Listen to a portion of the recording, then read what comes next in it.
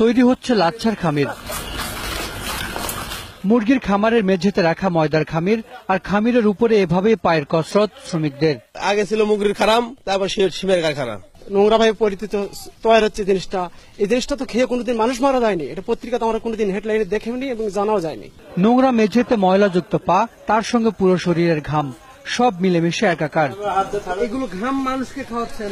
বিষও যদি গরম তেলেতে দেওয়া হয় বিষ নষ্ট হয়ে যায়, সেই জন্য আমাদের ঘাম গেলে তেলেতে গেলে বিষ নষ্ট হয়। বগুড়ার কাহালুতে বৈধ অবৈধ প্রায় ৩০০ কারখানায় এভাবেই তৈরি হয় খামির। অনেক কারখানায় ক্যামেরা দেখে দৌড়ে পালায় শ্রমিকরা। পরে ময়দামাখা পা নিয়ে পুরো কারখানা ঘোরাফেরা করে আবার এসে খামিরের উপর শুরু হয় পায়ের কসরত।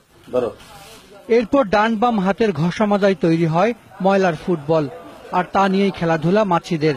এই দেখছেন তেলাপোকা, এবং এই তেলাপোকার আবাস এই জায়গাটিতে, এই আবাস ভূমির মধ্যেই এখানে কিন্তু বগুড়ার ইসলামিয়া সেমাই তৈরির কারখানার যে খামির, সেগুলো এখানে স্তূপ করে রাখা হয়েছে। বগুড়ার আরেকটি সেমাই কারখানা, খামির তৈরির মেশিনে পানির সঙ্গে মেশানো হচ্ছে বিষাক্ত রং। এরপর ময়দা ঢেলে চালু করা হলো মেশিন। ফ্লেট ভাবে একটু কালার দেওয়া হয়, তার জন্য এটা দিলে কি হয়?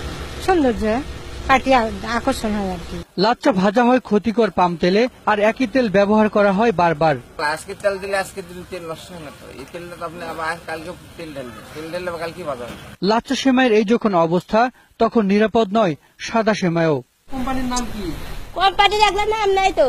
রাজধানীর কামরাঙ্গীরচরের এই সেমাই কারখানায় নাম ফলক না থাকলেও লেখা আছে প্রবেশ নিষেধ। ভেতরে গিয়ে দেখা যায় অস্বাস্থ্যকর পরিবেশে শুকানো হচ্ছে সেমাই, আর তাতে মালার দানার মতো ঝুলে আছে অসংখ্য মাছি। আরেকটি কারখানায় গেলে ছবি তুলতে দেয়া হয় বাধা। এসব লাচ্ছা সেমাই সারা দেশে বিক্রি হলেও এগুলো খান না স্থানীয়রা। কেন খান না?